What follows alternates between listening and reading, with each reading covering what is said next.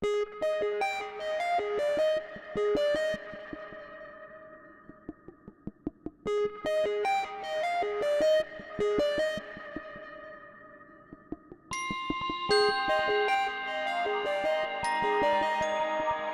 we're going to talk about for the next hour and a half is design patterns. Not all of them, is that it takes about a day or so to go through all of them. Neil was arguing in his keynote that some of the design patterns have become irrelevant, being eclipsed by language features, and that's actually not true, but that's Neil who's talking, not me. But the command in particular, some of the things that you would do with the command pattern have become irrelevant, right? Basic lambda does a basic command thing. But there's a lot of things you do with the command pattern that a lambda is not capable of doing. Or at least not unless you get something that's so hideously complicated that you don't want to do it. So the design patterns are pretty much as relevant today as they ever were. They do gradually migrate into the realm of idiom. And there's nothing wrong with that. In other words, the notion of a design pattern is viable regardless of what the patterns actually are. There are thousands and thousands of design patterns. Pattern, though, the difference between a pattern and an idiom is largely one of how often you use it. If you think about inheritance, well, back in the days of C programming, inheritance was a design pattern. It was something that you had to explicitly implement by hand inside the language. You had to make tables of function pointers and use those instead of virtual functions, and so on and so forth. We did it, right? Is that everybody was programming in an object-oriented way that we didn't call it that. So when you were using dynamic dispatch by having tables of function pointers and you changed the occasional function pointer depending on whether it was a base class or derived class object you were dealing with, that's a design pattern. At least it was a design pattern in C. Well, as soon as C++ comes along, you don't need it anymore. It's built into the language. It's a feature. It becomes a feature of the language, or it becomes an idiom. And then it's not a design pattern anymore. And it's natural that you would have that kind of evolution. But the evolution is very slow, and there are always a bunch of corner cases that the pattern continues to apply to, even when you have the idioms in the language to help you do what the pattern used to do. Let's start, though, by talking more explicitly about what a pattern is. The idea of a design pattern is not what people think. Is that people read the Gang of Four book. How many of you have seen the Gang of Helms, Johnson, and Cities Gang of Four book? How many of you managed to successfully read it? Nobody raises their hand. One of you is raising their hand. It's a very difficult book to read. It's very dense. They're very terse. And it assumes a lot, and the examples are all in languages that none of us are programming in anymore. And the real downside of that book is that people get the wrong idea when they read it. Is that a design pattern is a very general kind of thing. If we want to put this into the realm of music, classical music is a design pattern for a composer, for music composition. Jazz is a different design pattern for musical composition. So when you listen to a piece of music, you can tell whether it's classical or jazz. In other words, if it satisfies the classical design pattern, it will sound like classical music to you. But every composition varies radically from every other composition in terms of the structure of it. So the pattern is the jazz versus classical thing. It has nothing to do with the actual physical structure of the music. And of course, there are some pieces of music that are somewhere in between that might have elements of both design patterns in it. And that's all of this is true of software. Is that a design pattern is not a specific solution to a specific problem. It's rather a class of solutions to a class of problems. So it's a very general kind of thing. The question is then, what good is it if it's that general? And the answer is, well, first of all, the general solutions, the class of solutions, are pretty useful solutions. Is that you won't implement them in identical ways every time you implement the pattern. But the implementations will be the same in a broad sort of way, and that's itself useful. Even more useful, though, is the notion of communication. When I read about the design patterns for a long time before I thought they were interesting. The problem was that I had been programming for a while at that point, and I read through the Gamma book, and everything in there was familiar to me. There was nothing earth-shattering, and I just didn't get it. You know, why he's just documenting a bunch of stuff that we all do. What's the point? And what made me really get it is that I went to a conference where someone got up and started describing a relatively complicated API system in terms of the design patterns that were used to implement the API, the design patterns that underline the API. And he was saying things like, well, this is the director component of this pattern, and this is that component of that pattern, and this is a singleton. And the point is that he could say in one word something that gave me an immediate understanding of a very complicated piece of code. So from a communication point of view, the design patterns are essential. Is that if you're going to be talking to other architects, you need that vocabulary. The other issue that's important is that when you're designing as an architect, you don't design all the details. So when you design a house, you don't draw every stud. You don't draw every nail. You don't even draw the way the wires get routed through the walls. You might show where the outlets and the switches go, but that's as far as it goes. So there are a lot of design decisions that are made in the course of programming. This is particularly true in the Agile world, where you're working with a very, very generalized kind of notion of design, and you don't have a lot of documentation. You don't have elaborate UML diagrams, and so on and so forth. So the issue there is that the programmers in that world are expected to be skillful. And by skillful, I mean they really know all of the basic components of programming. Unfortunately, the universities have let us down in some of these areas. Is that it's often the case that a university will churn out people with degrees in computer science who do not know how to program. But so now, as far as I'm concerned, the minimum bar for calling yourself a programmer is that you know at least a couple of programming languages. You understand what architecture is. You understand the design patterns cold. You just know them. So you can not only recognize them, but use them without even thinking about it. This is all, I think, just basic stuff. And of course, you have to understand how data structures work and that sort of thing, which a lot of people think of as busy work, but the fact is that if you don't know how a data structure works and what its properties are, even if you're presented with a package of 35 pre-built data structures, you don't know which one is the best one to use if you don't know how it's working underneath the covers. So this is all, I think, just kind of basic stuff. As far as I'm concerned, learning the design patterns is an essential part of learning to program nowadays. It's not just something that architects are interested in. In fact, I'll go a step further than that. It's something that architects are not interested in, because design patterns are at the level of deciding where the studs go in the wall when you're building the wall. Is that in a sense it has to do more with construction than it does with architecture. So design patterns rarely show up in architectural level documents. The architect might write in an intent in terms of the pattern. He might say, I want you to use a facade here. Or he might say, this is going to be a singleton.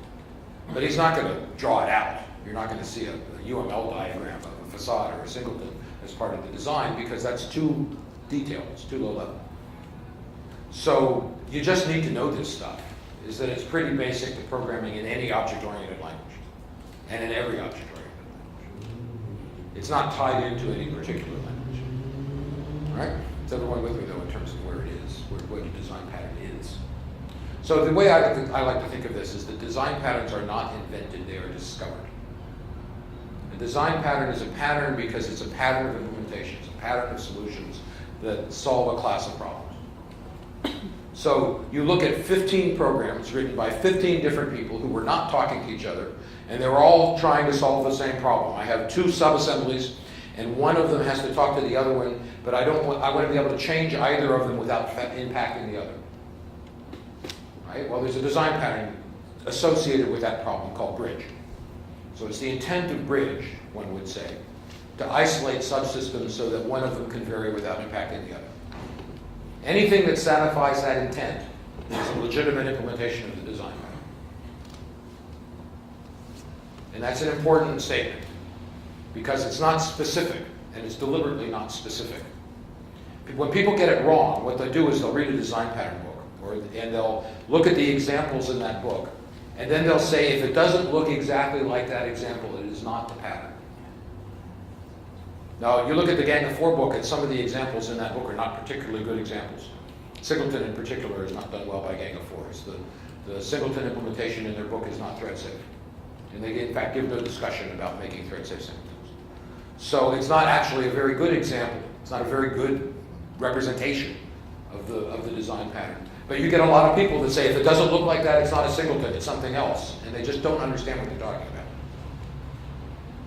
All right, so we're talking about classes of solutions. And singleton in particular, we're going to look at a few of them in a minute. There are a bunch of ways that you can approach singleton.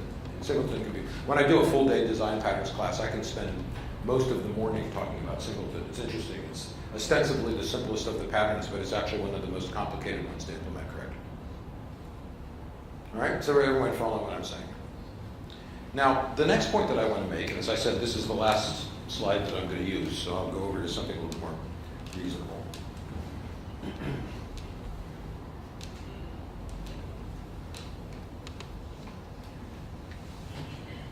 Is that big enough? I can go sideways if I need to.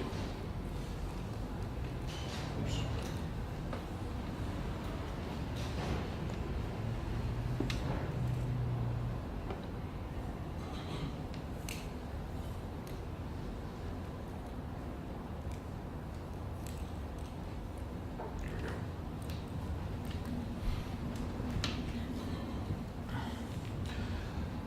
Is that big enough for everyone to see? In the back, I can go sideways if I have to, but I'd rather not.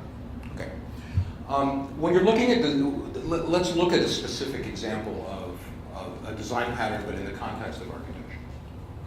The architecture of buildings, that is. So let's say that I want to build a room, and I want the room to be a pleasant place to be. So there's a design pattern for that. You could argue that when you have a room that has windows on two adjacent walls, that space is going to be more pleasant to be in than a standard room. Right? We can give that design pattern a name. We can call it corner office.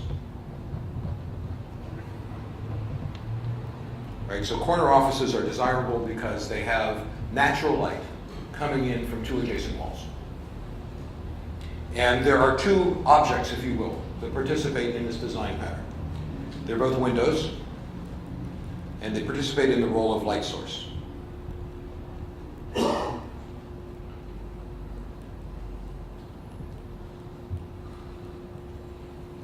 Okay, so we have a design pattern. Now that design pattern could be implemented in many, many, many different ways. We could have windows on two walls. We could have windows on one wall and French doors on the other. We could have windows on one wall and a giant hole in the other wall. Any way that we want to bring light in from two adjacent walls will work. There are some things that appear to be the design pattern but aren't actually. So if I hang a big monitor on the wall that shows me a picture of what you would see if the wall wasn't there, that doesn't count because it's not natural light. And the design pattern says specifically that there must be natural light coming in from two adjacent walls. Is everyone with me so far? Now, let's look at another design pattern.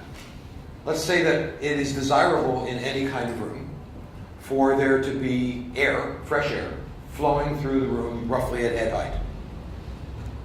And if we want to do that in an efficient way, we do that by having an air source directly across the room from an air sink. So we could call that design pattern cross ventilation. And we can implement that design pattern in this particular design by putting another window directly across from the first window. So is everyone following me so far? Let's put a door in too, otherwise we won't be able to get into this room. Now, cross ventilation, there are again two participants. There is an air source, we hope, and there's an air sink.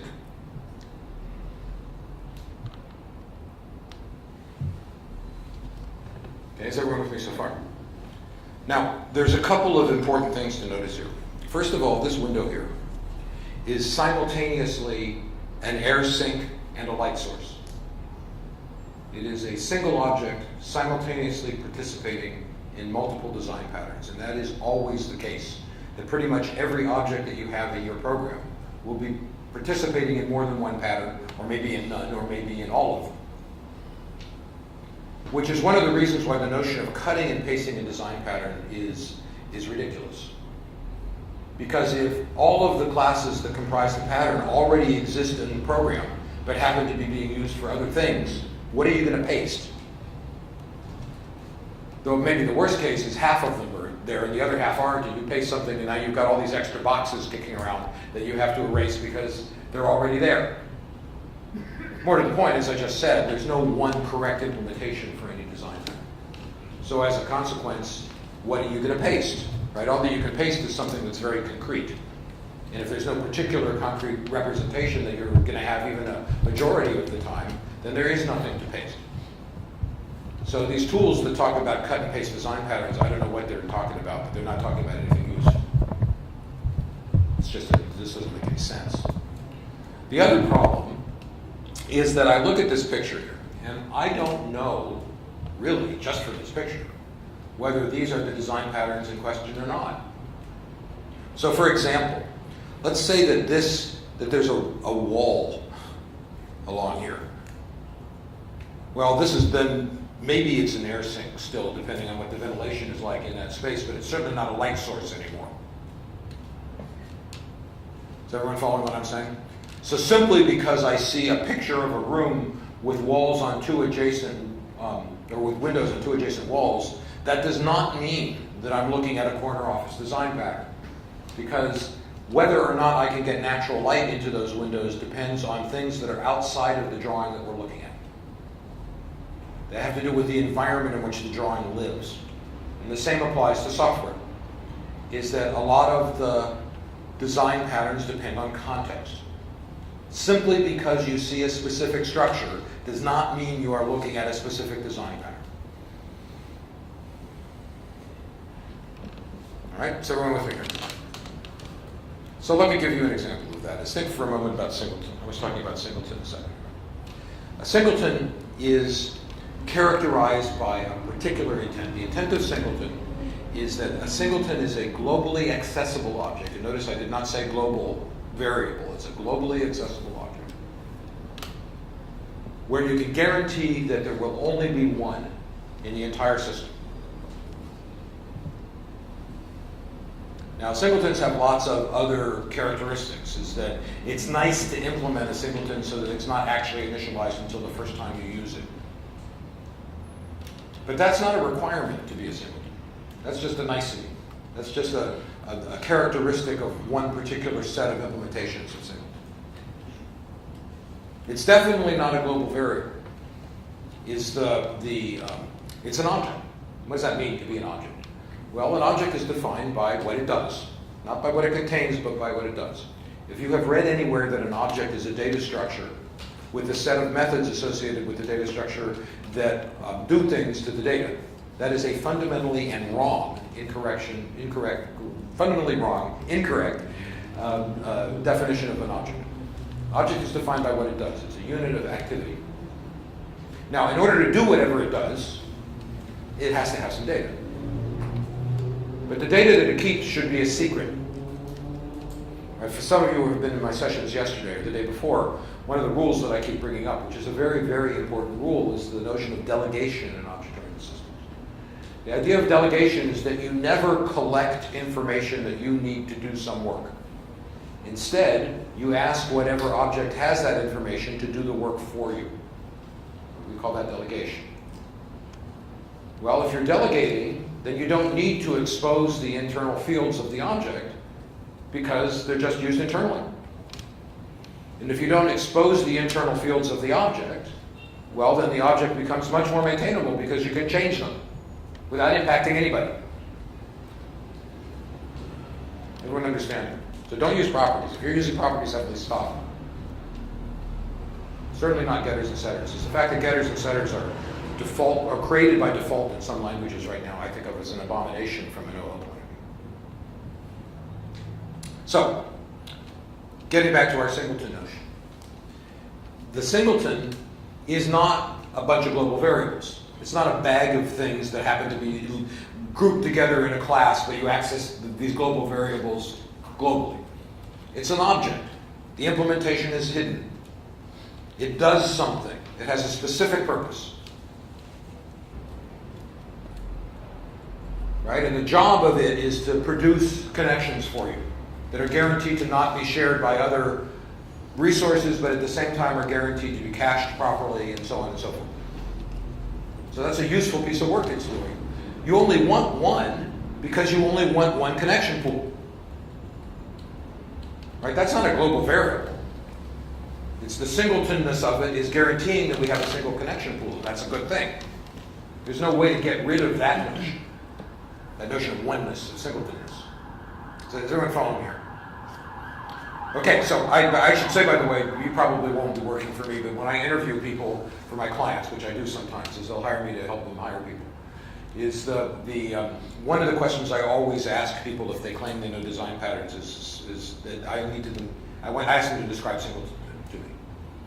And if they describe singleton in such a way that it appears to be a collection of global variables, they're out. They don't understand it.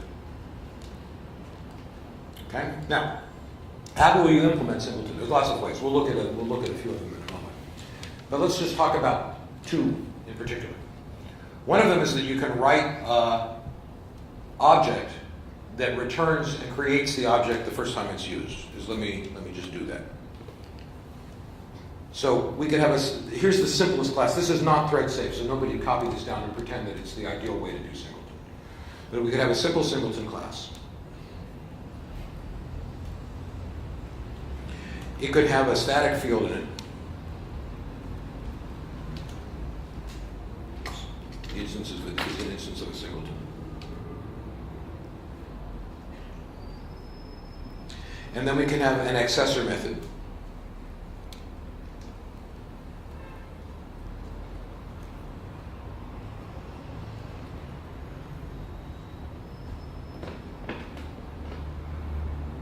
It's going to return the instance. And it's going to say if the instance is known, create it.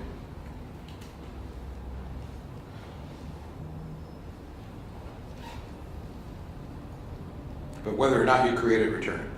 This is the classic Gang of Four singleton definition.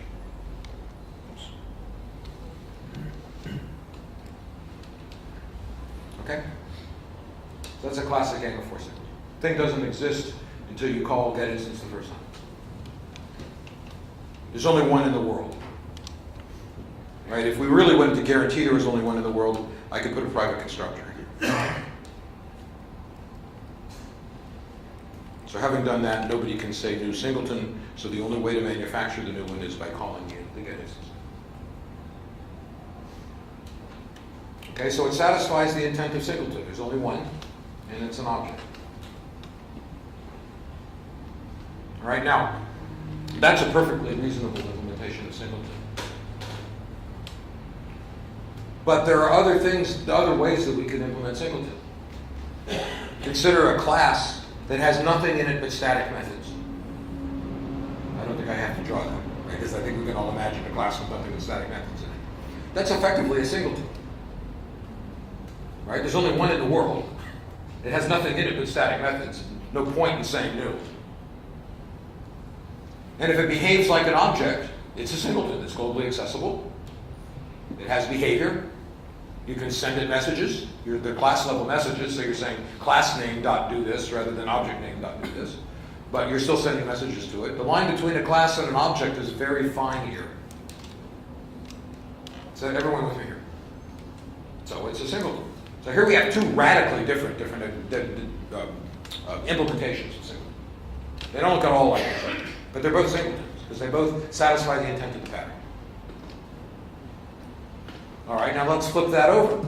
Let's say you're looking at a piece of code and you see a class, all of whose methods are static. Is that a singleton? And the answer is, I don't know. What's the intent of the designer? Does he intend for it to be a singleton? Or is it just a bag full of static methods? Right? There's another design pattern called utility. What a utility is a bag of methods. If you program, well, actually both in C# and in Java, there's a utility called math, right? That has a bunch of mathematical junk in it. Now you could argue that the math utility is both unnecessary and undesirable, right? Because if you think about it, if I want to find the cosine of a double, I should say to the double, give me your cosine. I shouldn't say math dot cosine of a double. That's wacky. That's certainly not object-oriented. Right? I should send a message to the object, say, give me your cosine. Some languages you can do that. Some languages you can even extend double to add operations to it. Swift allows you to extend double. Smalltalk allows you to extend double. Okay, so does everyone understand what I'm getting at? So because of the flaws in the language, and often that will be the case, and often it will be flaws in some library, you need to provide a bunch of auxiliary methods that make up for those flaws. And because the purpose of those auxiliary methods is to repair the flaws in one thing, you lump them together into a single class. Math is a case in point. Arrays in Java is a case in point. Array-related methods. All right, now that's a utility though. That's not a singleton. It's not an object. It doesn't do anything. It has no behavior associated with it. It has no state associated with it. You don't send it messages. It's just a bag of functions. Is everyone following me here? So you look at my class that's got nothing in it but static methods, and you say, well, is that a singleton, or is that a utility, or is it something else? And the answer is, I don't know. Depends on the intent of the designer. Is everyone following me?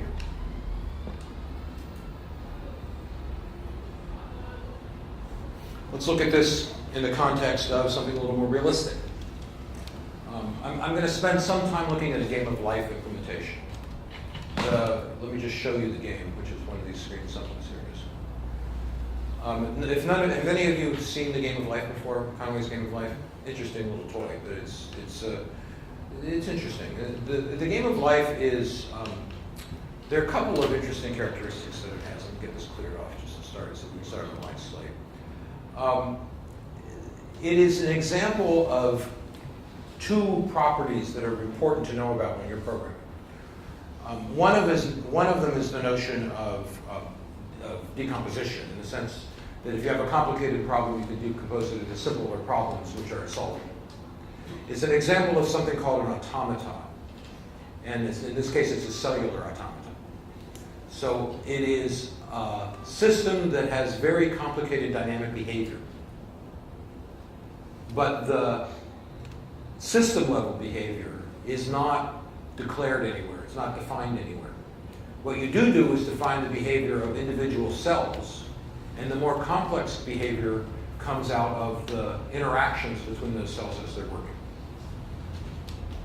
Right? In the real world, we call this emergence. We call this property emergence. And an emergent behavior is a very important part of every computer program. All computer programs have its emergent behavior. Right? Now, sometimes that's good, sometimes it's bad. Right? A bug is a piece of emergent behavior. Right? It's a behavior that the program as a whole has that we can't predict by looking at the pieces. But on the other hand, there's often emergent behavior that is useful emergent behavior. We've all worked with programs that were not designed to do something. Right? Look at the way that I and Neil use Keynote. Right? We're using them as animation engines. We're not really using them as things to put together slides. The slide is really just a canvas on which we are specifying an animation. Not for this presentation, obviously, but for the Keynote, that was certainly the case. Keynote wasn't designed to do that. Keynote was designed to put slides together. But because of the things that they put into that, I can do an animation. Right? Now, they weren't thinking of building full-scale animations in Keynote. They were thinking of builds. They were thinking of making things appear one line at a time and that kind of stuff. Right? It never occurred to them, probably, that you would be using Keynote as an animation engine. But Neil and I are doing it. So that's emergent behavior. And that's desirable emergent behavior. Now, all object-oriented systems have emergent behavior at some level. And one of the reasons they work well, caught in my own wires here. One of the reasons that they work well in the Agile world, is that in the Agile world, you're developing your program one user story at a time. And a user story has a very, very narrow scope. So I'm going to figure out how to solve this one tiny little problem. And I'll do a full front-to-back solution, but it's just this one small problem. And then you get the next story, which is a lot like the first one, but there are differences. And you modify the code from the first story to be able to accommodate both of the stories. Does everyone follow me? So you go along in that vein for a while. And then you pick up a story and you go, we don't need to implement it, it's done. Because all of the things that you needed to implement that story were already implemented in the course of implementing another story. Not all at once, probably. So you see what I'm saying? Story 5 might use parts of story 1 and 3. So that's emergent behavior, and that's desirable. So in an agile world, the notion of emergence is very important. And a cellular automaton is a good example of emergent behavior. Now, let me give you an example of this. The rules of the game of life are very simple. You have a set of square cells. Each cell is surrounded by 8 neighbors. If a cell has too many neighbors, it will die from overcrowding. If the cell has too few neighbors, it will die from loneliness. Cells come into existence when they have exactly 3 neighbors. Cells die of loneliness when there are 2 or fewer neighbors, and they die of overcrowding when there are more than where there are 4 or more neighbors. Those are the only rules. So when a cell decides whether it's alive or not just by counting its neighbors. Now here's the simplest possible interesting behavior in life. Here I have 3 cells in a row, or in a column. The cell in the middle has exactly 2 neighbors, so it will remain alive. Is everyone here? The cell on top has only 1 neighbor, so it's going to die from loneliness. The cell on the bottom, the same thing. This cell here has 3 adjacent live cells, so it will come to life on the next cycle. And the same with the one over here. So if I let this go 1 clock tick, it changes. Now what's interesting is if I actually let it run at medium speed. It's a pretty interesting behavior. They call that an oscillator. Does everyone follow what I'm saying here? Let's look at another one that's a little more interesting.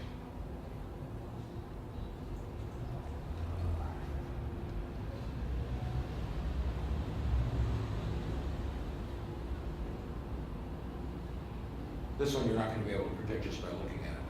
But let me set it going. That's pretty interesting. They call this a glider. Okay, now, you would be hard-pressed to look at the game of life and predict that it had this interesting, organized behavior associated with it. Is everyone following what I'm saying here? And in fact, I read somebody did a doctoral dissertation on this a while ago, which I've read. It's really interesting.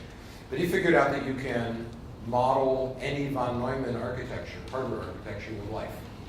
You could model a Turing machine with life. So if you can model a Turing machine, you can model anything. It'd be a pretty complicated life implementation. But what this is saying is that all the computing engines that we have, the hardware computing engines, can be modeled with the 3 simple rules of the game of life. And we can treat its computing ability as emergent behavior, which is pretty interesting. All right, so everyone follow me. So what this is demonstrating, though, and the reason I like to use this as an example, in addition to emergence, it's also demonstrating that object-oriented property that I was just talking about, which is to say that the cells decide what to do simply by asking other cells around them whether they're alive or not, and then they internally make the decision. A given cell is only connected to the cells that are immediately adjacent to it. If any of you have played SimCity, SimCity is a much more complicated version of a cellular automaton. Every block in SimCity makes a decision about how it should behave by looking at, it looks at 3 rings. So for every square, it looks 3 rings out. And then it decides how to behave based on the observed behavior of its neighbors. And you can model Paris that way. So it's pretty useful. In the real world, it's pretty useful. It's traffic planning, people use automata all the time. It's used a lot to do things like solve chaos problems. If you're designing airplanes or ships, and you need to predict turbulence patterns behind a particular shape of hull or wing. Cellular automata are really great ways to do that. The problem is not solvable with an equation, but it's modelable. So you can model it using a cellular automata. Okay, is everyone with me? So that's the implementation of this game. What we're looking at it. There's one other thing I want to talk about with respect to implementation, because we're going to look at it in a second. Is that you'll notice there's a grid menu here that has associated with it items associated with the grid as a whole, and it has exit because I needed someplace to stick exit, and I didn't want to stick it on the menu bar. Okay, so everyone with me? So it's grid related. There's a go menu, which has nothing to do except control the speed of the clock that's driving this system. Right? Does it make sense to you? Now, the issue here is that inside this program, and we'll look at it in a second, there is a clock class. And the clock class makes a menu for itself and sticks it on the menu bar. Nobody else in the system knows that that menu exists. When somebody picks something from the clock menu, the notification goes directly to the clock object, and nobody else is involved. This is not model view controller. There is no controller here. Notifications are going directly from the menu to the clock. Is everyone following me here? By the same token, the grid class, there's a grid or the equivalent inside the game of life implementation. It makes this menu for itself. And all notifications that come when I collect a menu item go directly to the equivalent of the grid class. The clock doesn't know about them. The system doesn't know about them. Nobody knows about them. So is everyone with me here? If the grid went out of existence, it won't. Or if the clock went out of existence, in this case, it won't. There is one call in the subsystem that I wrote that is using to produce this menu environment that says, get rid of everything I added. And all clock-related functionality will disappear from the menuing system. And it can actually inject menus into submenus into other menus if it wants to. So this could be quite a complicated removal. So what's that giving us? That's giving us something else that demonstrates another important OO principle, which is that the data that's hidden in an object should really be hidden. And the way in which the behavior of an object is implemented should also be hidden. So if you're really going to do that, the user interface for the object has to be manufactured by the object. Everyone understand that point? It's an important one. And I follow that rule rigidly. So all of my UI systems, including web application UI systems, follow that rule rigidly. So in a web system, I might have a JavaScript UI that pairs up with a Java object that's running on the server. But that pair is a single unit. And every time I display a UI for that server object, it's displayed using the same JavaScript. And that chunk of JavaScript uses AJAX calls to talk directly to the server side. There's no controller involved. There's plumbing involved. There's a lot of plumbing involved, but there's no real controller. Is everyone following me here? Now, why do I do that? What does it get me? What it gets me is it gets rid of the hellish problem with the Microsoft model view controller model that Microsoft you rather did not think about. And that problem is I make a change in the model. I make a change in the thing that underlies the UI. And I have to go out and manually change every user interface that touches that object. I have one object with a bunch of getters and setters on it. I've got 50 screens that access that object, and I change one thing inside my central object so that that field doesn't exist anymore, or the field's type changes, or the string's length changes, and I have to go out manually and modify every one of the screens that talks to that object. So this notion that model view controller somehow isolates the model from the view is insanity. It has never been true. It is a failed architecture. It has always been a failed architecture. And I say failed quite deliberately because by failed I mean it does not do the core thing that it's supposed to do, which is to separate the model and the view. Everyone see what I'm saying here? It just doesn't work. So we have all, as an industry, spent millions of man hours that we did not have to spend because we've been using a bad architecture for our UIs without thinking about it. because somebody told us that's the way we should do things. So when you use an editor for model, isn't that doing something similar to essentially generating your view based on the model? I can't. Sorry. So when you use editor for, say, the MVC, for example, so you're using the editor for HTML, and that's creating your view based on the model. Yeah, but it's the same problem. I don't do that, right? In other words, my goal as a designer, as an architect, is I want to restrict the scope of a change to one place. And as an agile guy, that's particularly important, right? If some new requirement comes in that requires me to make a change, I want to make it in one place and be done with it. So if a new requirement comes in saying we have to identify an employee by a thumbprint, or a new requirement comes in saying we need to keep hold of employee's country of residence, I want to make one change to the employee class and be done with it.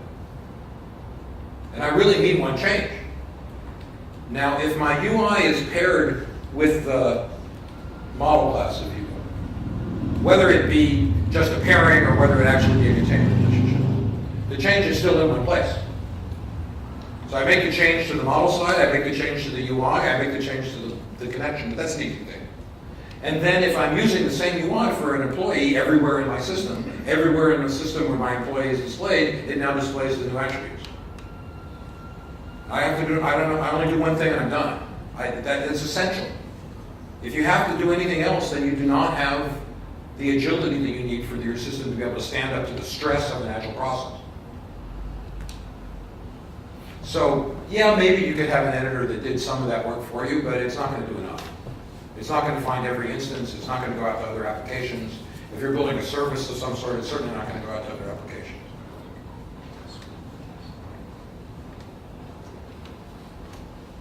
Okay, I mean, is everyone understanding why I'm doing this, though? That's the important thing. Model view controller just doesn't work. If I could use it, I would, but it doesn't work. So this is a lot closer to MVVM if we're going to get into more contemporary Microsoft. Okay, is everyone with that? So the object-oriented principle I'm trying to demonstrate here, and there will be a couple of design patterns that we'll look at that are used to implement this, is this notion of the object being a standalone unit of functionality whose implementation is hidden from me. I don't know how it works. And it's one who then, and because its implementation is hidden, I can change the implementation, and everything just changes automatically. Okay? I'm also, by the way, not saying that every object has exactly one view associated with it. You can have multiple views. But I've never written a program, and I've been writing a lot of programs where I've had to have more than 2 or 3 views associated with an object. It's rare to have more. Okay? The other thing that I want you to think about when you look at this game of life is that you can look at this as a hierarchy of objects. The game of life is a universe of cells, split up into smaller neighborhoods. Those darker lines identify a neighborhood. Split up of little single cell objects, which are in my system I call resident objects. So it's a natural hierarchy.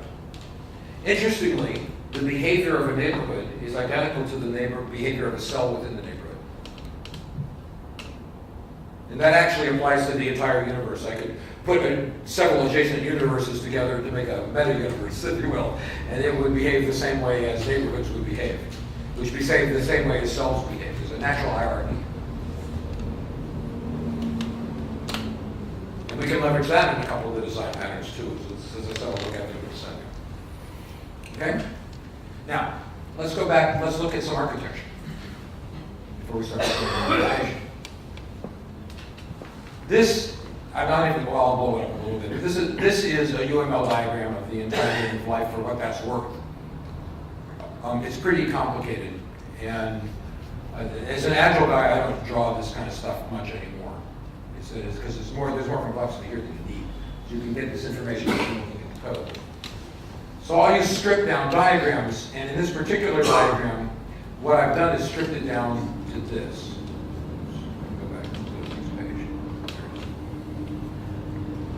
So this is still kind of complicated, but it's awesome. What this is doing is it's showing me all of the classes, those are the square boxes, and all of the interfaces, those are the lozenges, that are used to implement the entire game of life. It's showing me the relationships between them. In particular, it's showing me implements relationships with a dashed line, inheritance relationships with a, here's an inheritance relationship with a hollow arrow, and containment relationships with this diamond at the end of the line. So a universe contains many cells.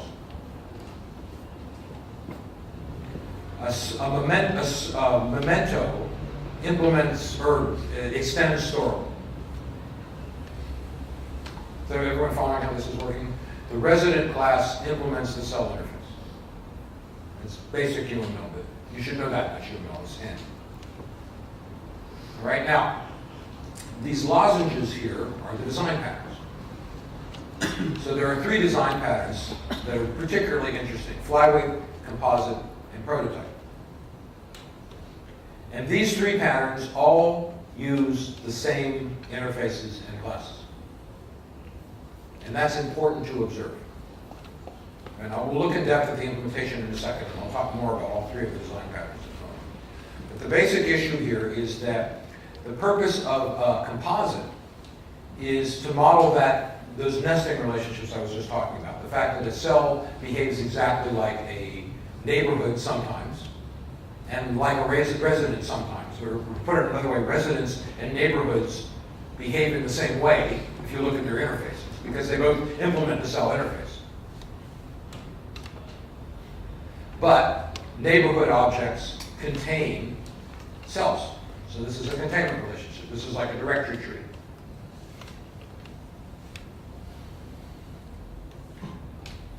By the same token, we have a flyweight, and I'll talk more about flyweights in a second, but the notion of a flyweight is that we want to reduce the size of an object by moving information, state information that could be in either the object or the container of that object into the container instead. So we're not really violating encapsulation or anything. We're not using getters and setters here. We're actually physically moving the field. So for example, you could argue, and some people have argued with me, to be correctly object-oriented. Every cell should know its position on the grid, should know its coordinates. But I would argue that it's just as reasonable to say that the grid knows the coordinates of every cell within it. If we go with the second point of view, then we can reduce the size of every cell by the amount of space that it takes to store your coordinates. And if we do that enough, then we've got some value. So if you think about the game of life, if we have a 1024 square grid, that's 1 million cells. All right, is everyone following me here? It takes 64 bytes to store our coordinate information. That's 64 megabytes that we've just saved.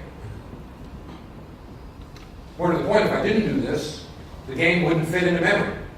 People program nowadays as if we have infinite amounts of memory. That's not true. We've got a lot, but we don't have infinite amounts. As soon as you have data structures that take up 64 megabytes, you're going to be running out of core really quickly. And as soon as you start running out of core, your application is going to start getting staged to disk through virtual memory. And as soon as that happens, it's going to execute at 2 orders of magnitude slow. It will execute at 2 orders of magnitude slower than it used to, maybe more. That's a factor. This is especially a factor in the world that most of us live in, which is server-side programming. Right? You're programming for a server. 2 orders of magnitude in performance is a big deal. And there are lots and lots and lots of tiny little objects that have to be maintained by servers. Employee objects, customer objects, order objects, order line items. How many line items do you think exist in the Amazon server at any given moment? God knows, but it's got to be billions. All right, so flyweight gives us a way to solve that problem. Again, we'll look at it in a moment. But the point here is that both of these design patterns use the same structure. They have identical physical structure. Same classes, same interfaces, organized in the same way. So you can't look at a diagram and tell what the design patterns are necessarily, unless you know the intent of the designer. And I'm calling out my intent here with this UML notation. There's lots of ways you can do it. You can do it in the name of the class, for example. You know, something is a such and such facade, or a such and such bridge, or a such and such adapter. All right, is everyone understanding what I'm getting at? So I want to get back to that issue then. This is a very meta thing that we're talking about. We're not talking about very specific implementations. You can't look at a diagram, a class diagram, and find the design patterns. You can't look at something that participates in one design pattern and assume that it doesn't participate in others, right? I look at the prototype here, or a composite, and in the composite pattern, this neighborhood is in the role of composite. In the flyweight pattern, the neighborhood is in the role of client. You'd say, is this a client or is this a composite? And the answer is yes. Everyone getting this, right? It's all of those things.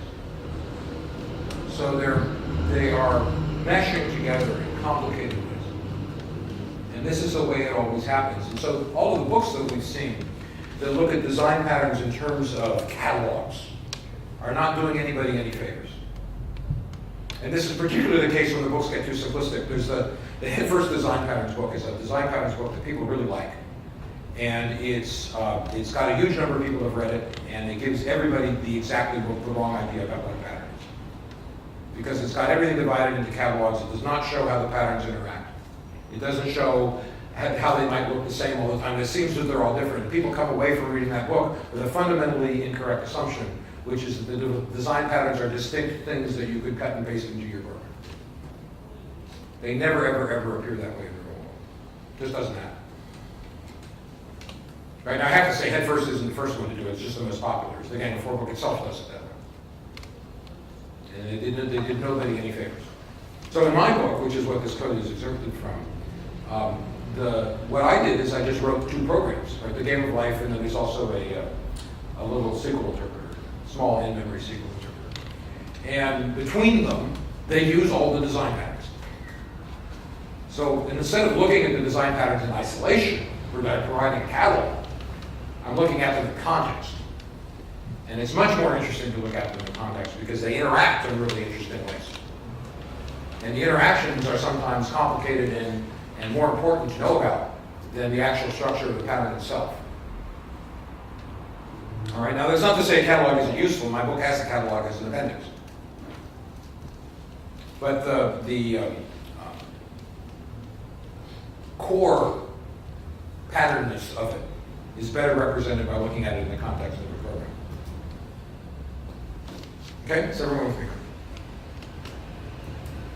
You're all being so quiet, it makes me nervous. I've said this in other sessions, but I get nervous when people don't ask me questions. I cannot believe that I'm being that coherent. So either you all know this stuff already and you can leave, or you don't know it but you're not asking any questions, in which case I'm nervous. So if you have any questions, please ask them. Nothing. Oh well. You have not made me feel any less nervous. What you'll find is that as I get more and more nervous, I'll keep saying, does everyone get this? You all got it? Everyone understand it? And if I say that too many times, the only way to shut me up is to ask a question. Okay, so let's look at a little bit of code here, just to kind of understand how all this works in the real world. I'm going to start by looking at singleton, because singleton is a very common pattern. And I'm going to talk just a little bit about some of the implementation issues associated with singleton.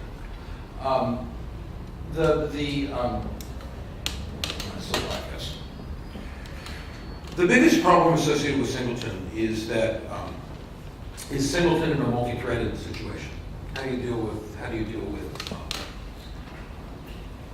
two threads, both of which are accessing the singleton for the first time simultaneously? Because you have to guarantee that only one will exist. All right? There are lots of ways that you can solve that. But there's one way that you should never solve it, so I'm going to bring that up in the context of discussing singleton just so that you understand that. And that's something called double-check blocking. Double-check blocking is an idiom that is prevalent in the industry. I know somebody who, he's an academic guy, so he spends a lot of time talking about threads in the academic world. And what he says is double-check blocking is like cockroaches. Is you stamp them all out, and as soon as you turn the lights off, 100,000 more come out from under the sink. So it's almost impossible, it seems, to get rid of this pattern because it seems so intuitive. It seems like it's going to work. So the basic idea of double-check blocking is you have your singleton pattern, like the one that we were looking at earlier. I'm gonna abbreviate a little bit here just so that I don't have to write so much. If it becomes incomprehensible, tell me. But I have a single class called singleton. I have my instance. And then I have my accessor, and I'm simplifying. I'm leaving all the statics out for one thing.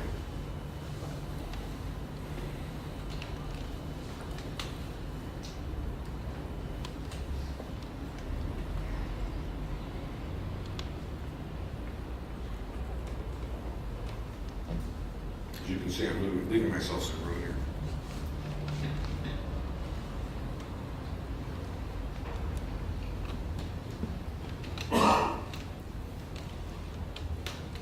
Okay, that's my basic symbol. Now, what people do is they look at this and they say, well, we need to be able to make this thread safe. In Java, you can make a thread safe by, say, putting the synchronized keyword out here. If you were using a language that didn't have a synchronized keyword, C# doesn't, right? But it's got a good package of thread safety stuff, you'd acquire a lock here, and you'd release the lock down there. Right? That's the easy way. That works. And then people start getting clever. It's always dangerous when people start getting clever. And they say, well, we really only need to have it synchronized when we create it. Because once it exists, we're going to skip past that if statement in the middle. And this function is just going to turn into a simple return statement. Does everyone follow what I'm saying? So they say, well, so let's just lock when we are creating the instance. So if there isn't any instance, I'm going to acquire the lock here.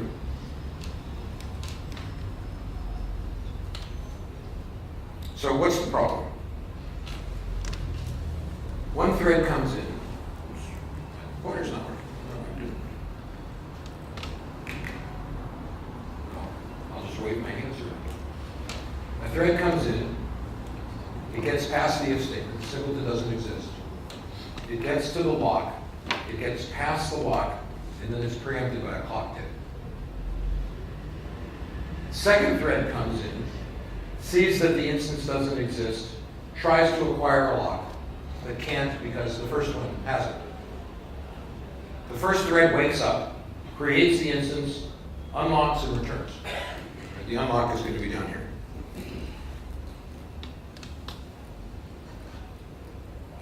Okay? First thread now wakes up, creates a second instance, which overwrites the first one, and then returns it. We're now in deep trouble. We have two instances of our singleton floating around out in the wild somewhere. And that's that now incorrect first instance could live forever. It could be stored locally in some field with some static field with an object, for example. Everyone understanding what I'm getting at here? This is not going to work. So, what they say is, well, I can solve that problem. I can just put another test in.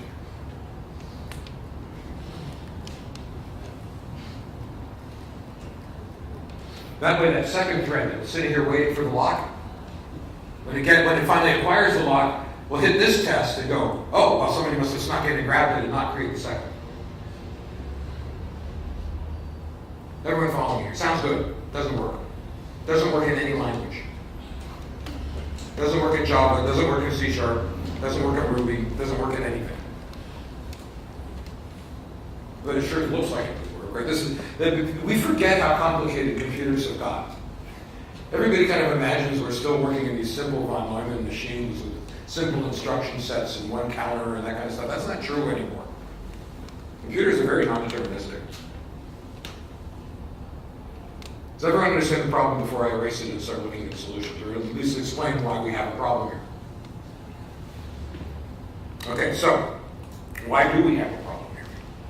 The problem has to do with the way memory works. Is that your program has a central memory store. And then sitting off on the side are a bunch of CPUs. Not cups, CPUs.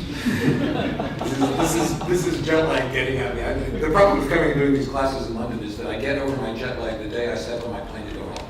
So you're not seeing me at my desk. So we have several CPUs. Each of those CPUs has associated with it some cache. things will be moving back and forth between the CPU itself and cache in a deterministic way. Meanwhile, we have these things called memory units, which you can think of as being a single chip split into two halves. One of which is sitting on the CPU and the other of which is sitting on the memory store. And the memory units talk to each other, and they talk to the CPUs. And what the memory units do is, running on their own thread effectively, are transferring memory from cache into or out of the main memory store. So the important thing here is that this level of transferring is happening independently of this level of transferring. And this level of transferring is completely deterministic. If it's a single-threaded application, the singleton implementation we looked at would work just fine.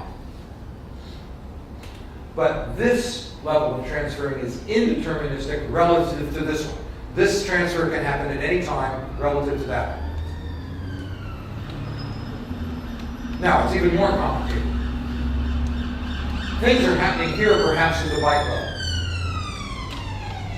Here, we want to move chunks of memory in the biggest possible chunk that we can, because it's more efficient. Is everyone following me here?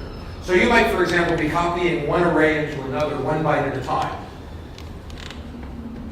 But that entire array is going to be transferred into memory in one chunk by the memory manager. All right, is everyone following me here so far? Now, imagine if you had a program that was transferring two arrays. You transferred one, you transferred the other, you transferred one, you transferred the other. In other words, the instructions are going like this.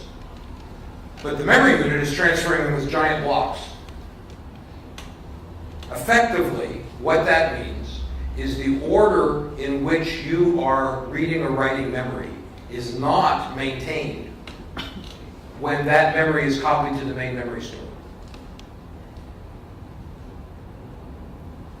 Am I being clear? So let's think about our singleton. I just erased it and started to bring back, so we'll try and keep it in our heads.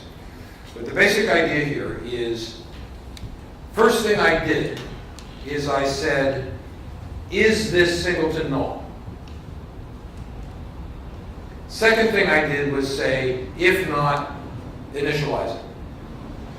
When we're talking about memory systems, there's no guarantee that that check will happen behind or in front of that access. Does everyone understand what I'm getting at? Let's look at a simple situation which is actually not the one I'm describing. Let's say that we have a compiler that's an optimizing compiler. The optimizing compiler will do inlining in the sense that it will see a method or a function that is small enough that instead of making a function call, it will replace the call with the body, right, the actual stuff that the function does. A lot of languages just do this automatically now. All right, now, how is inlining actually going to work? Well, usually when you're inlining, the first thing that happens, usually when you're not inlining, the first thing that happens if you see some kind of assignment, a new object of some sort. First thing that would happen is the compiler would allocate a chunk of memory. This is how you're thinking of these. And then it would pass that memory into this constructor.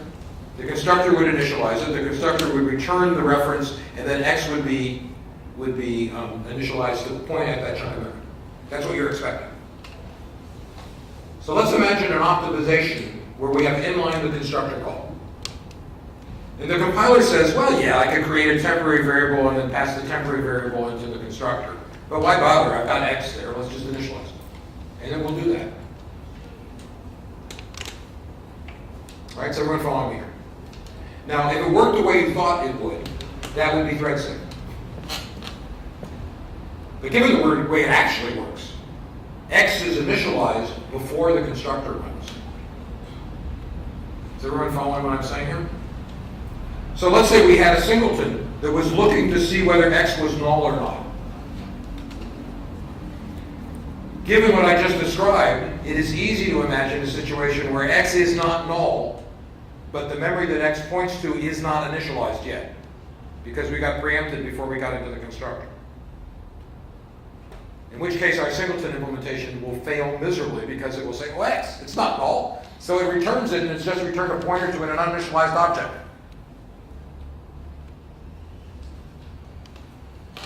right? Now, But I thought in the singleton pattern, I thought we'd declared it and initialized it as null to avoid that. we're talking about just this one statement. Oh, okay.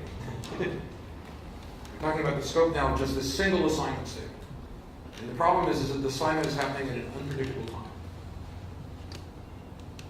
Okay, now let's get back to our memory manager issues. Inside that object constructor, inside this, there's a bunch of assignments. And the assignment to X is just another assignment. Those will happen in a deterministic order if we're talking about cache. However, that entire block of assignments, when seen as a block, will move from here over to the main memory store whenever the memory manager wakes up and decides to do the move. So it is possible that it will reorder the order of assignments in your program effectively as it does the move, because it's trying to be efficient. In other words, even if things did not work the way that I just talked about, we still have no guarantee that from the perspective of this CPU, that this X has been initialized correctly relative to these assignments, if all that it's doing is looking at the copy in the main memory store. Because the memory unit might have decided to swap out X before it decided to swap out the memory associated with this constructor. Is everyone getting what I'm saying? See what I'm getting at here? Memory units doesn't know what the CPU is doing. It's just moving stuff in and out in whatever order it thinks is intelligent from an efficiency point of view. Or it writes this, but it could just as easily write this one to main memory before it writes these. Or it could write them all at the same time. It's that second case that's dangerous.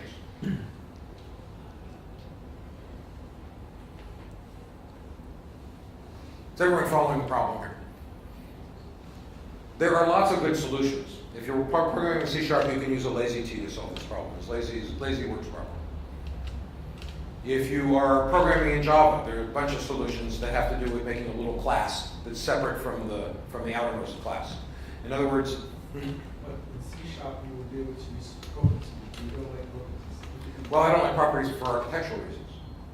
You know, I don't care whether a property solves this or not because you don't want the property. And, you know, It's actually using a method. You can actually start a property which only a getter access. So that will make sure. a getter-only property will not solve this problem. When you're using lazy in C#. Lazy will certainly solve it. Yeah, but what I'm talking about, especially in your point, and I've seen you in many situations where you sort of type the properties all the time. I do write in Java as well as C++ and C#. And each language has its own way of doing It's its own way of dealing with it, So yeah. if Java has only methods and C# has actual getters and properties, then we should be saying properties actually wrong. We're looking at two different issues. So what you're saying is that properties used in certain ways can solve this specific problem, and I have no argument with that statement. Okay? What I'm saying is that properties also have enormous problems from an architectural point of view. So from my point of view, the fact that a property will solve this particular problem is not a good enough reason for me to use it. Especially given that C# does give me a lazy T, which is pretty easy to use, and does actually solve the problem without having to expose it. So even in C# where I could use a property to solve it, that's not really a solution because there are too many architectural problems. There are no architectural problems associated with using lazy T to solve it. Does everyone understand how the lazy T works in C#? Those of you who are C# programmers, you have the basic idea of lazy T is that if something is defined as lazy,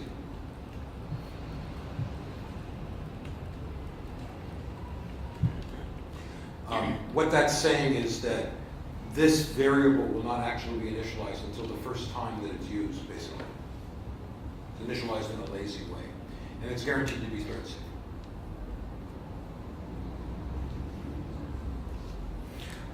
The basic idea, though, is that if you don't do something like that, you're going to be caught in this.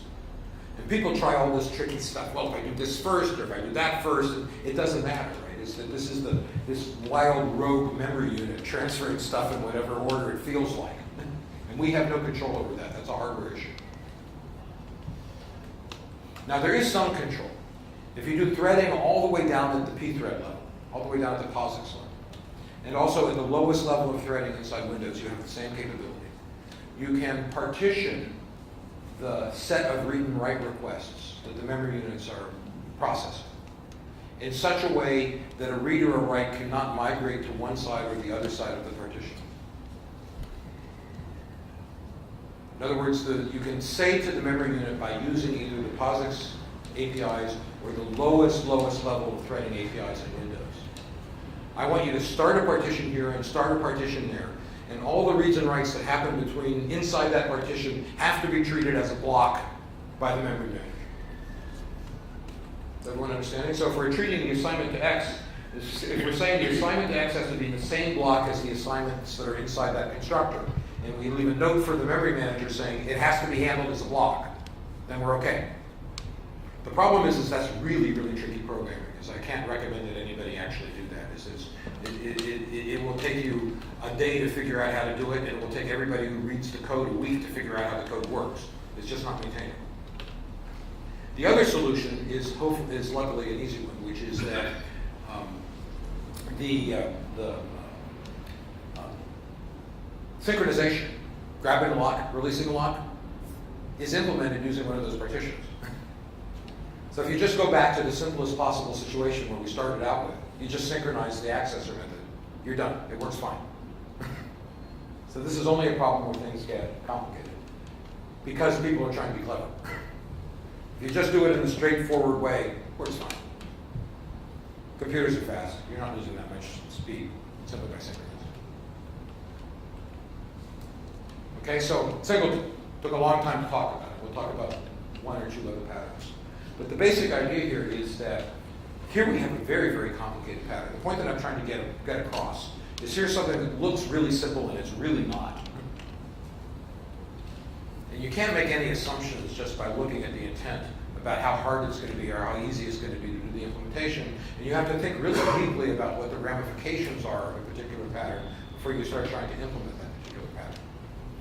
And singleton is a classic example of one that just seems trivial to do, and it turns out to be rather hard.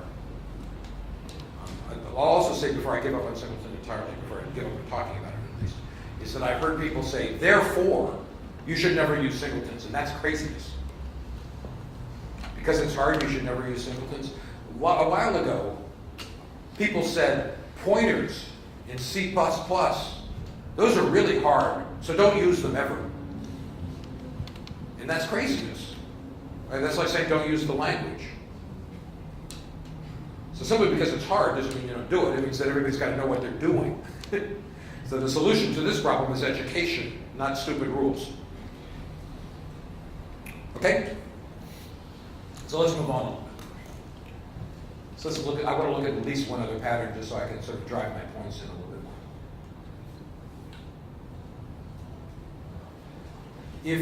more. Let's take a look at the flyweight pattern, because it's one of the more interesting. The basic idea of flyweight is that we are trying to reduce memory. And the basic notion of flyweight is that, well, think of the world as having two kinds of ways to store state.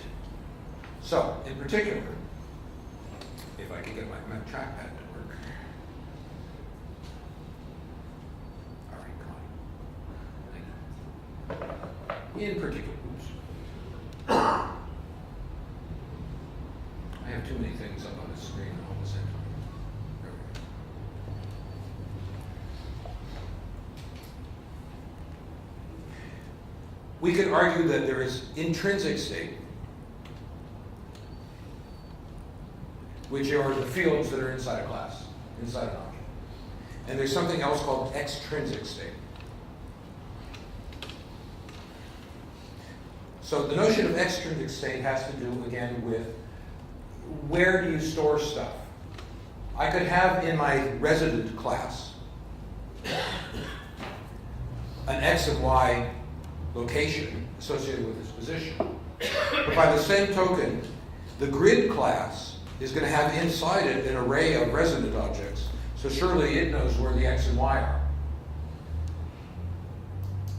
Now the downside is that if I say to a resident object, I don't know, do something with yourself, change state,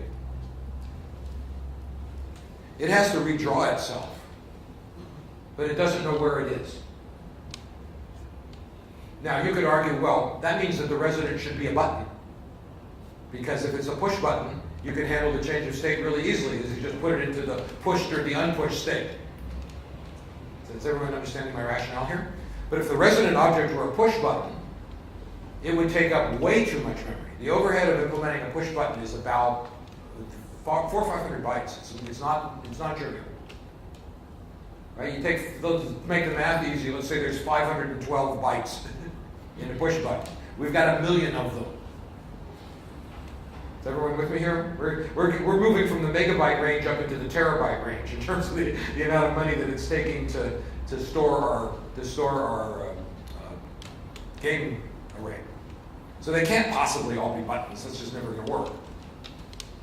And they can't really even be windows for the same reason. There's too much overhead. Really, all they are rectangles. So when a cell changes state, what it has to do is manually overwrite some rectangle on the screen with a little block of color that's a different color. So to do that, it has to know where it is. But we have a containment relationship here, right? Because the game of life had the universe that was broken up into neighborhoods that had cells in them. So this call, change your state, that's never going to be passed directly to the resident. It's going to be resident here. It's going to be passed first to the universe, which is then going to relay it to the proper neighborhood, which is then going to relay it to the resident. So as this relay is happening, it can pick up the extrinsic state information as part of the method call as the method call propagates down the hierarchy.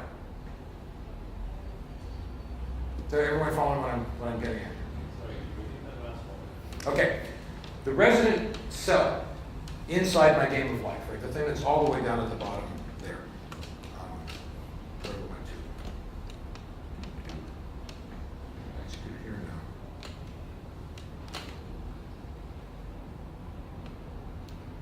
Where'd Java go? I've lost it. Oh, there it is. Okay, so watch how the blue lines appear when I click. Particularly watch this edge. Now what that's done is it's identified all of the cells, going away because I forgot already. It's identifying, this is first of all the neighborhood within which the cell occurs. This outermost cell, our universe of cells, is itself a neighborhood. There's a blue line around every neighborhood. Now the click is coming from outside entirely. It's coming from the operating system. So when I click, that information is not going to the cell. This is not a button. There's only one window in this whole application, which is the outermost neighborhood. Actually, it's not even that, right? The edge of the window is over here where the cursor is. So the window gets the click message, and it passes it to the outermost neighborhood saying, you've clicked here. And it says, well, that must be in this subcell. So it adjusts the coordinates for here. It says to this neighborhood, somebody's clicked you here. But this here is relative to this point, not relative to that point. Who would be told where the mouse click was, but it doesn't really care because it's going to redraw all of its surface. All right, now, so that message is propagating down through this hierarchy to the innermost cell. At the outermost layer, I'm saying, you don't have to read my email, I'm saying you are clicked here. At the next layer, I'm saying you're clicked here. At the next layer, I'm saying you're clicked here. But here changes. And here changes based on knowledge that the container has. Now, when we finally get to the innermost resident, here will be something that we could have stored. It's our location.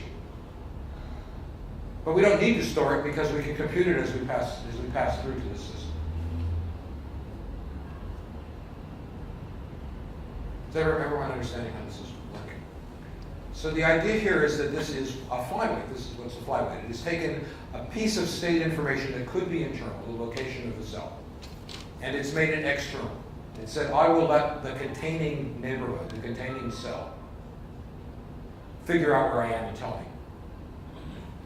Right, now the downside of this is that you've got a little bit more complexity. Is that instead of just passing a message with no arguments that say update your state, you now have to have arguments. The and you are here part. And the amount of work that you have to do as that message propagates down the system is more complicated. There's more complexity. It's got to do stuff that it wouldn't otherwise have to do. And complexity is a bad thing. Right? We want things to be as simple as possible. So here is a design trade-off, and this is classic of all design, and it's another important thing to get out of this session. There are no good or bad decisions when it comes to design. There are no correct or incorrect decisions. It's always a gray area. You always say, here are the advantages, and here are the disadvantages. What's the best choice to make? Sometimes the choice isn't obvious, sometimes it is. In this case, I think it's obvious, because the program just wouldn't run if we weren't using flyweight. But in other cases, it's more subtle than that. So design is always never a binary thing. It's always a gray area. You always have to be thinking of ramifications. Is everyone understanding what I'm getting at? So you look at getters and setters, right? Is that generally speaking, getters and setters and properties are a bad thing. But not always. There's cases where they're useful. Right? Not many. You know, I'd say I haven't used any of them in the last year or two. But a couple of years ago, I used a couple of them in a program because I needed them. Occasionally, you'll use something like a getter and setter to make something testable that wouldn't otherwise be testable. But it's the exception, it's not the rule. But I make that decision by saying, well, here's the advantage. Right? It'll simplify my testing regimen. And here's the disadvantage, is that it will complicate maintenance. And it will make it less possible for me to change this thing. So then I say, okay, what are the odds of me needing to change it? And I'm thinking, well, it's relatively low. Not zero, but it's relatively low. So I'll ball it in. Okay. Right? So there aren't any unbreakable rules here. It's all relative. How many people do you think actually take that on board and apply that in You their have to, I can't hear you voice. So you How have many to talk. people do you actually think take that on board and apply that in their systems? Because how many people do you think take that on board and apply it in their systems? I would Probably say a bad idea. I would say every good programmer and no bad programmer. Which is probably what, 5% of the programmers fall into the good category? All of you do, of course, but well, otherwise you wouldn't be here in the room, right? But certainly some 20-year-old that's just out of school is not going to be able to understand the problems because they don't have the experience. They haven't come up against the problems so that they don't even know that there's a problem there. And there are a lot of people that enter programming from the wrong point of view, right? You don't see this so much now, but when the dot-com bubble was happening, there are all these guys that learned HTML and called themselves programmers. Right? So fortunately, that's not happening anymore. But it requires some thinking. It's hard. There's a great book by Daniel Kahneman. He's a Nobel laureate. And he's a psychologist, but his Nobel is in economics. And he wrote a great book called Thinking Fast and Slow that I can't recommend too highly. And he says, so what's the difference between fast thinking and slow thinking? When I say, what's 2 plus 2? That's fast thinking. It's in your head. 4 is in your head. You don't even know how it got there. Just popped in your head from someone. Right? If I say, what's 17 times 63? That doesn't just pop in your head. At least not for most of us. Certainly not for me. In fact, that's so hard that I've got to get out a pencil and paper to figure it out. See what I'm saying? Now, given a choice between slow thinking and fast thinking, the brain always goes to fast thinking because it's so much easier. This explains a lot about politics. Right? Because people don't want to think things through. They want to have rules of thumb that they can just apply automatically everywhere and everything will be perfect. And that's how we got into the mess that we're in with getters and setters. Right? And so I think the only real difference between a top-level architect and just a programmer is that an architect is somebody who likes to think those things through. It's part of the job. This is, after all, the software architect conference, so let's talk about being architects, right? Isn't this our job? To think things through, understand what the ramifications of one solution versus another solution, and make some kind of intelligent decision by weighing the pluses and minuses. Actually, I do agree with your comment about the NTC. Okay. The workforce rush. Yeah. And anyone who will pay any price for that. Yeah. But when it comes to design patterns, and you're talking about, for example, data transfer objects, you really feel that maybe focus a better way to actually create a proper. I don't think a data transfer object is even an object. I just make it a struct and get it over with. Right? See, because what that is it's a hidden thing, right? It's part of the internal implementation. Because at the end of the day, you see, you actually mix together the behaviors and the properties of those people. Well, see, what I'm saying though is that a DAO is it's not really even an object because it has no behavior associated with it. It's just a container for data that you're packing in order to transport it someplace. And where are you transporting it? So if you think back about my earlier architecture where I was saying, well, here's a UI that's directly paired with a server-side thing. Well, yeah, they're going to have to transfer data back and forth, but that's internal. That's no different than, there's a lot of different plumbing, but it's no different than accessing a private field conceptually.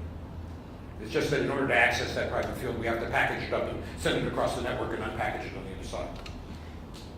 So from an architectural point of view, I don't see a problem provided that the class that's producing the transfer object and the class that is consuming the transfer object are conceptually the same class that are just split up for some kind of implementation reason.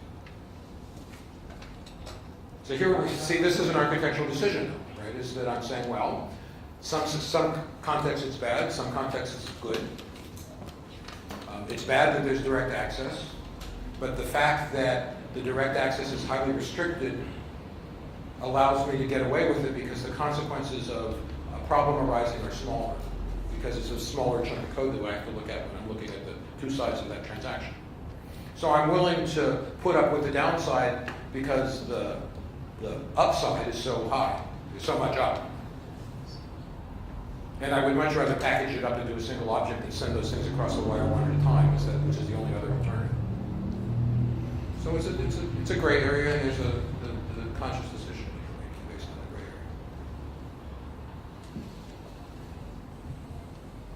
area. All right, is everyone following me? Okay, so getting back to where I wanted to start with all this is when we go back to that picture that we were looking at the very beginning. The point that I'm trying to make here is that in the real world, these things are all connected with each other. Now, I talked about the composite pattern in the sense of the residents inside of residents, inside of neighborhoods, inside of neighborhoods. And I talked about the flyweight pattern in terms of taking the internal state from the flyweight and moving it out to the container. Well, those are two patterns that are interacting with each other. Turns out that probably 80 or 90% of the time, every time you see a flyweight, you also see a composite. Because you have to have some place to store that extrinsic state, so it's implying some kind of nesting relationship. Is everyone following me here? So the patterns come with each other as they interact. And the way that the composite is built is controlled to some extent by the fact that we are also using a flyweight. I will implement my composite a little bit differently if I don't have a flyweight in there than I will if I do. So we have this complicated meshing of structure, of patterns. The other point that I wanted to get across is that you can't just look at structure and tell what the patterns are. This is not just about class diagrams. This is about intent. How do I expect to use these classes? And how do I want them to interact with each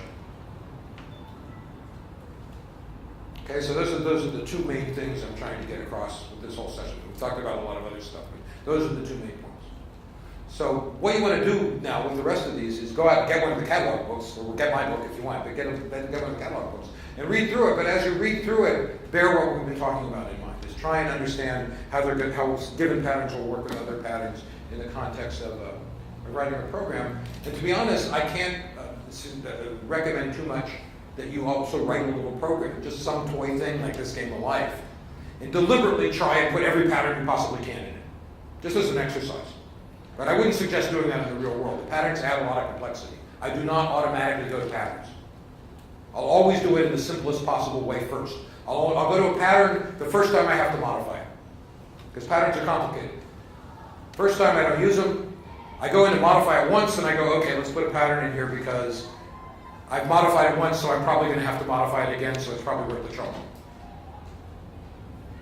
But for the sake of the exercise, implement something with as many patterns as you can. Get it out of your system. People always go pattern crazy when they first learn about it. But you'll learn a lot about how they interact by doing that. And I think it really takes doing it to really get it this. Okay, anything else? All right, well, thank you very much for coming. Enjoy.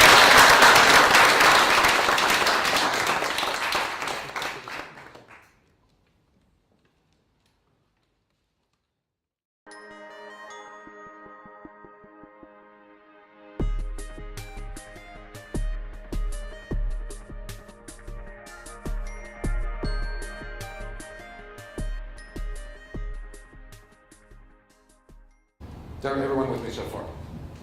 Now, let's look at another design pattern.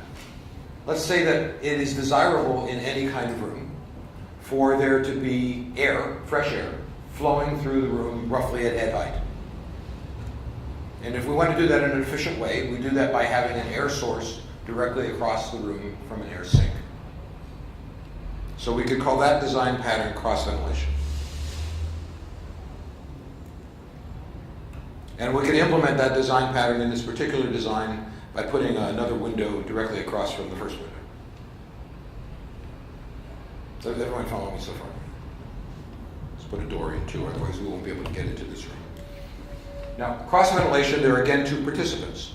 There is an air source, we hope, and there's an air sink.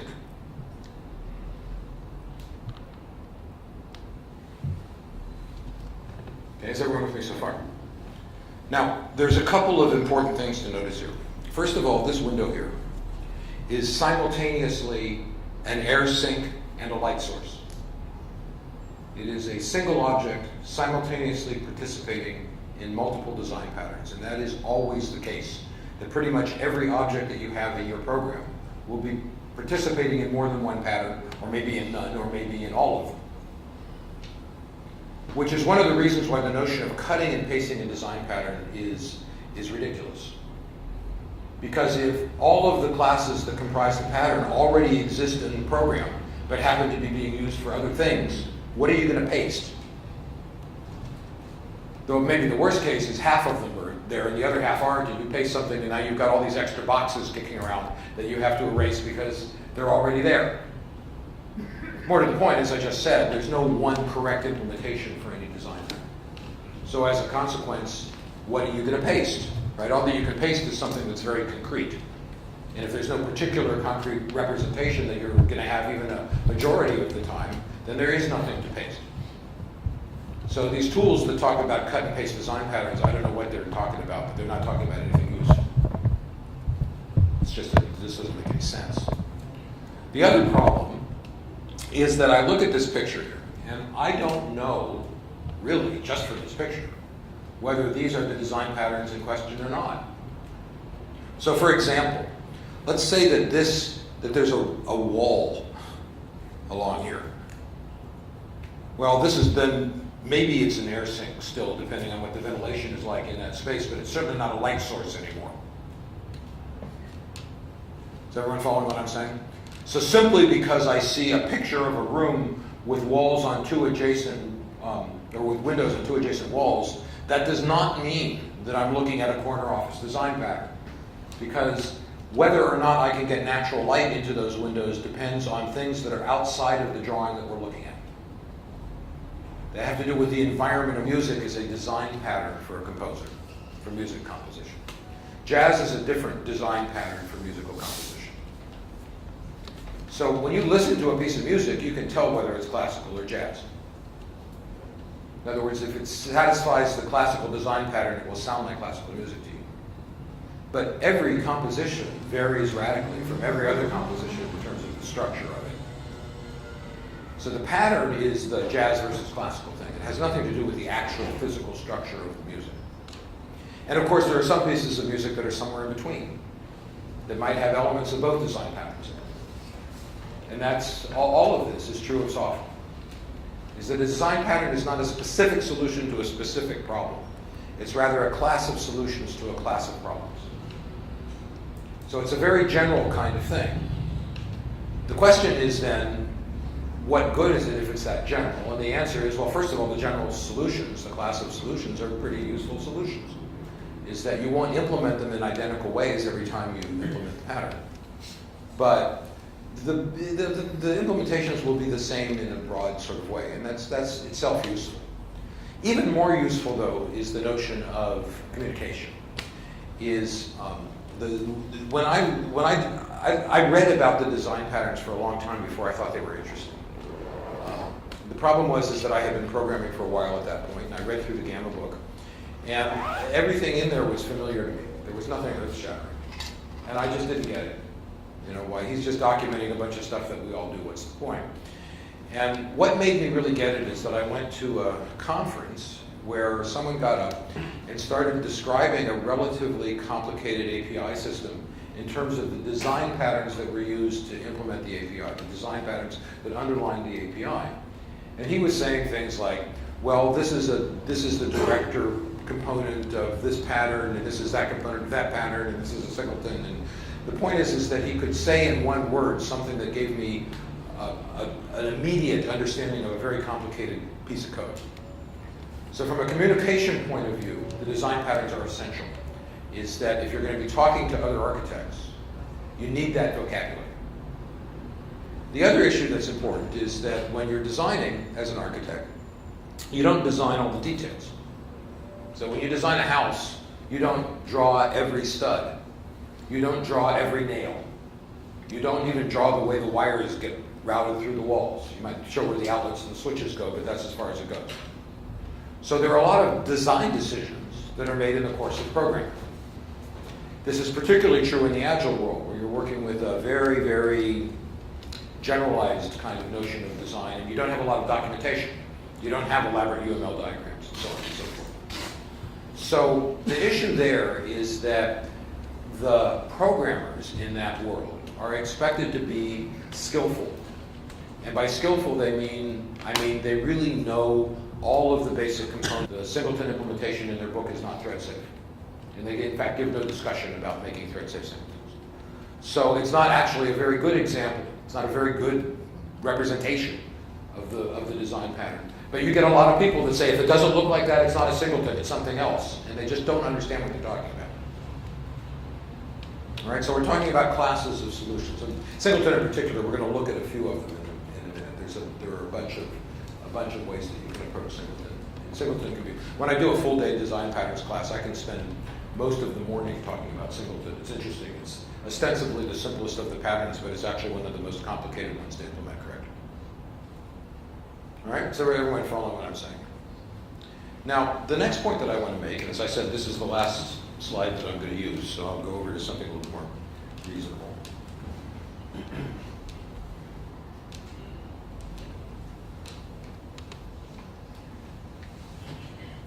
Is that big enough? I can go sideways if I need to. Oops.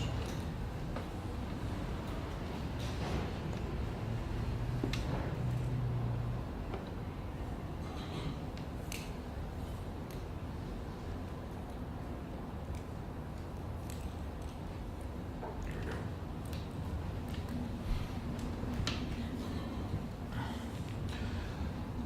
Is that big enough for everyone to see?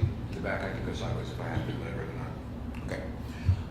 When you're looking at let's look at a specific example of a design pattern, but in the context of architecture. The architecture of buildings, that is. So let's say that I want to build a room, and I want the room to be a pleasant place to be. So there's a design pattern for that. You could argue that when you have a room that has windows on two adjacent walls, that space is going to be more pleasant to be in than a standard room. Right? We can give that design pattern a name. We can call it corner office.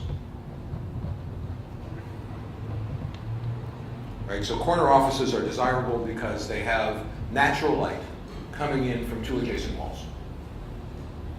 And there are two objects, if you will, that participate in this design pattern. They're both windows, and they participate in the role of light source.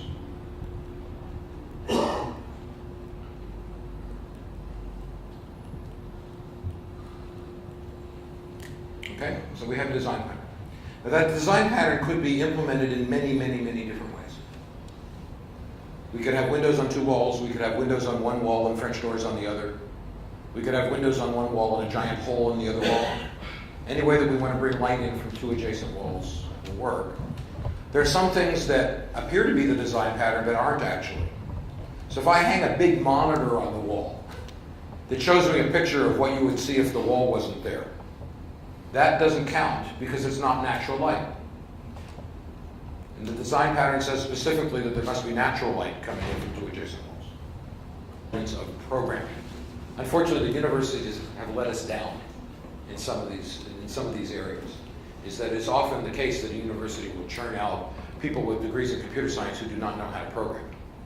But so now, as far as I'm concerned, the minimum bar for calling yourself a programmer is that you know at least a couple of programming languages. You understand what architecture is. You understand the design patterns cold. You just know them. So you can not only recognize them, but use them without even thinking about it. This is all, I think, just basic stuff.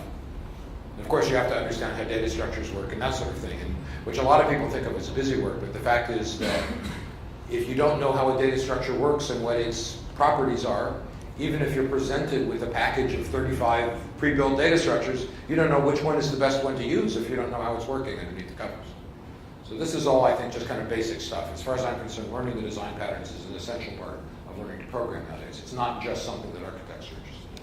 In fact, I'll go a step further than that. It's something that architects are not interested in. Because design patterns are at the level of deciding where the studs go in the wall when you're building the wall. Is that in a sense it has to do more with construction than it does with architecture. So design patterns rarely show up in architectural level documents. The architect might write in an intent in terms of the pattern. He might say, I want you to use a facade here. Or he might say, this is going to be a singleton. But he's not going to draw it out. You're not going to see a UML diagram of a facade or a singleton as part of the design because that's too detailed, it's too low level. So you just need to know this stuff, is that it's pretty basic to programming in any object-oriented language and in every object-oriented language. It's not tied into any particular language. All right? Is everyone with me, though, in terms of where it is, what a design pattern is? So the way I like to think of this is that design patterns are not invented, they are discovered. A design pattern is a pattern because it's a pattern of implementation, it's a pattern of solutions that solve a class of problems. So you look at 15 programs written by 15 different people who were not talking to each other, and they were all trying to solve the same problem. I have two sub-assemblies, and one of them has to talk to the other one, but I want to be able to change either of them without impacting the other. Right? Well, there's a design pattern associated with that problem called bridge. So it's the intent of bridge, one would say, to isolate subsystems so that one of them can vary without impacting the other. Anything that satisfies that intent is a legitimate implementation of the design pattern. And that's an important statement because it's not specific, and it's deliberately not specific. When people get it wrong, what they'll do is they'll read a design pattern book, and they'll look at the examples in that book, and then they'll say, if it doesn't look exactly like that example, it is not the pattern. Now, you look at the Gang of Four book, and some of the examples in that book are not particularly good examples. Singleton, in particular, is not done well by Gang of Four. It's the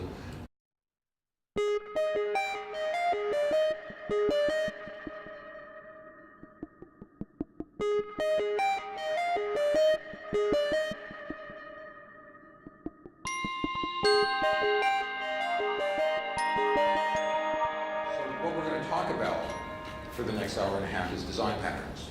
Not all of them, is that it takes about a day or so to go through all of them. Neil was arguing in his keynote that some of the design patterns have become irrelevant, being eclipsed by language features, and that's actually not true, but that's Neil who's talking, not me. But the command in particular, some of the things that you would do with the command pattern have become irrelevant. Right? Basic lambda does a basic command thing. But there's a lot of things you do with the command pattern that a lambda is not capable of doing. Or at least not unless you get something that's so hideously complicated that you don't want to do it. So the design patterns are pretty much as relevant today as they ever were. They do gradually migrate into the realm of idiom And there's nothing wrong with that. In other words, the notion of a design pattern is viable regardless of what the patterns actually are. There are thousands and thousands of design patterns.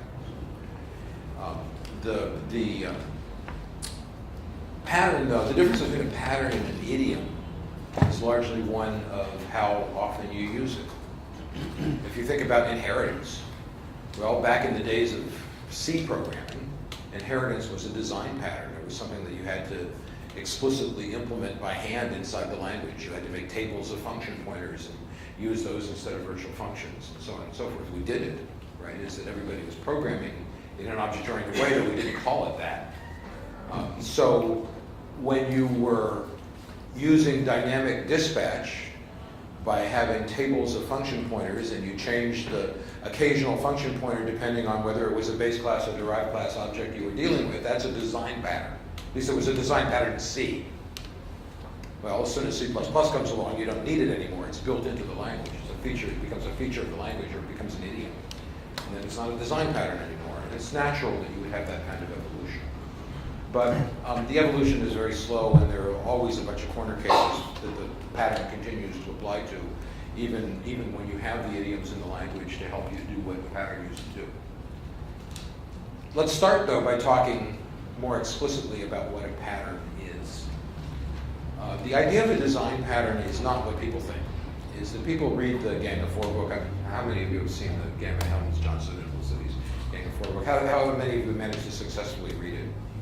Nobody raises their hand. One of them is raising their hand. It's a very difficult book to read. It's very dense. They're very terse. And it assumes a lot, and the examples are all in languages that none of us are programming in anymore. And the real downside of that book is that people get the wrong idea when they read it. Is that a design pattern is a very general kind of thing. If we want to put this into the realm of music, classical